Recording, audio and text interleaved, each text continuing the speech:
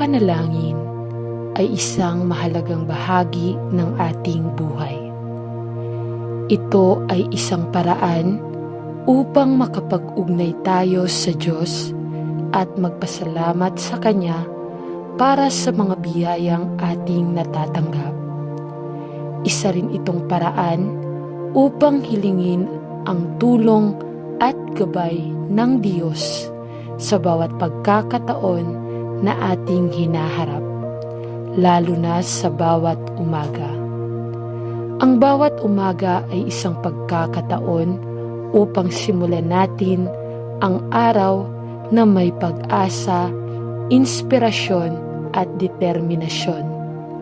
Kaya naman, mahalagang simulan natin ang ating araw sa pamamagitan ng panalangin upang makamit natin ang lahat ng ating nais at magkaroon ng magandang pananaw sa mga hamon na ating haharapin. Ama naming nasa langit, magpakailanman, nawa ay patawarin mo kami sa aming mga kasalanan at gabayan mo kami sa bawat hakbang namin sa araw na ito. Panginoon, salamat sa pagkakataon na binigay mo sa amin upang makatugon sa bawat hamon ng bagong araw. Gabayan mo po kami sa aming mga gawain at pagpapasya. Diyos ko, maraming salamat sa paggising sa amin ngayong umaga. Nawa ay mapuno namin ang aming puso't isipan ng iyong liwanag at pagmamahal. Sa ngalan ng Ama, ng Anak, at ng Espiritu Santo. Nais kong ipahayag ang aking pagpapasalamat sa biyayang ibinibigay mo sa amin araw-araw. Tulungan mo po kaming maging mapagmahal at mapagkumbaba sa lahat ng oras. Panginoon, nawa ay mabigyan mo kami ng lakas at tapang upang harapin ang mga pagsubok sa araw po na ito. Tulungan mo rin po kaming maglingkod sa kapwa ng buong pag-ibig at kahusayan. Mapagpalang umaga po, Ama. Nais ko sanang hilingin ang iyong gabay at proteksyon sa lahat ng oras ng araw na ito. Pakainin mo po ang aming katawan, kaluluwa, at isipan ng mga salita mo. O Diyos, ako ay nananawagan sa iyong makapangyarihang pangalan na tulungan mo akong mapagtagumpayan ang bawat hamon na darating sa akin ngayong araw. Pakilusin mo po ang aking mga kamay at puso upang maglingkod sa iyo at sa aking kapwa. Panginoon, maraming salamat po sa bawat pagkakataong ibinibigay mo po sa amin. Pakatatagin mo po ang aming loob upang makayanan ang anumang pagsubok at magbigay ng magandang halimbawa po sa iba. Ama naming wagas ang pagmamahal, sana po ay maramdaman namin ang inyong presensya sa bawat sandali ng aming buhay. Patnubayan mo po kami sa tamang landas at ilayo sa mga tukso ng kasamaan. O Diyos, nais ko sanang ibigay sa iyo ang araw na ito. Ang lahat ng gawain, pagsisikap at tagumpay ay para sa iyo lamang. Nawa ay maging kasiyahan ko rin ang pagsisilbi sa kapwa at sa iyo. Panginoon, gawin mo akong instrumento ng iyong kapayapaan. Kung saan may puot, hayaan mo akong magtanim ng binhi ng pag-ibig doon. Kung saan may nasaktan, magpatawad. Kung saan may pagdududa, ay may kabiguan. Kung saan ang kawalan ng pag-asa, ay may pag-asa. Kung saan may kadiliman, ay may liwanag. Kung saan may lungkot, ay may saya. O banal na guro, ipagkaloob na hindi ako naghahangad ng labis na aliw. upang maunawaan bilang upang maunawaan ang mahalin gaya ng pagmamahal.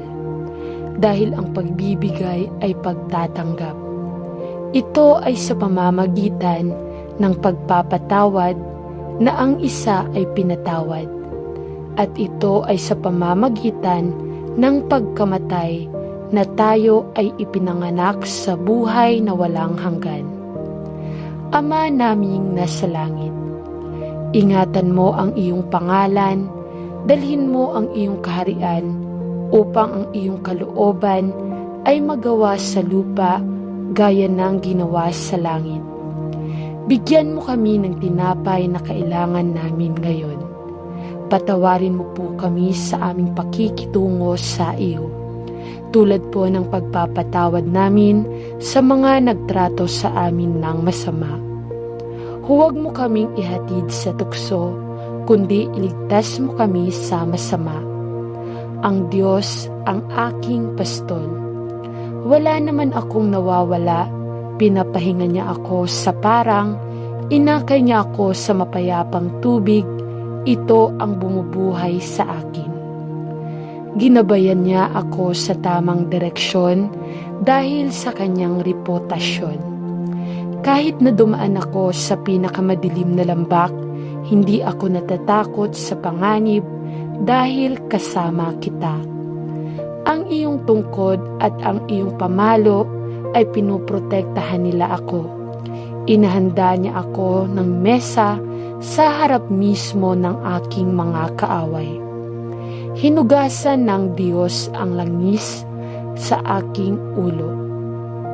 Punong-puno ang tasa ko at tumilapon ito.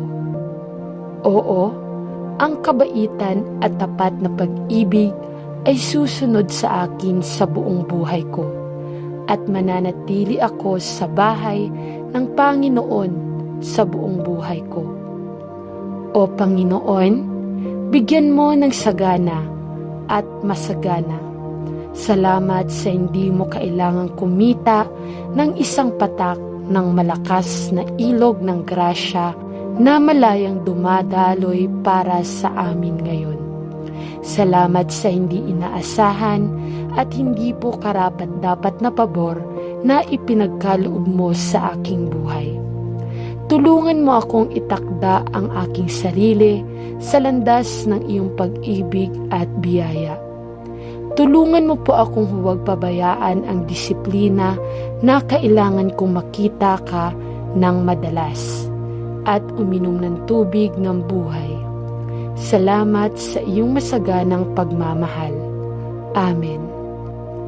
Panginoon, bigyan mo ako ng katahimikan upang tanggapin ang mga bagay na hindi ko mababago. Ang lakas ng loob na baguhin ang mga bagay na kaya ko, at ang karunungan upang malaman ang pagkakaiba. Mabuhay araw-araw, tamasahin ang bawat sandali. Tanggapin ang kahirapan bilang daan tungo sa kapayapaan, gaya ng ginawa ni Jesus. Tanggapin ang makasalanang mundong ito kung ano po ito, hindi ayon sa gusto ko. Magtiwala na iyong aayusin ang lahat kung ako ay magpapasakop sa iyong kalooban, upang ako ay maging makatwirang masaya sa buhay po na ito, at lubos po na masaya kasama ka, magpakailanman sa susunod. Amen.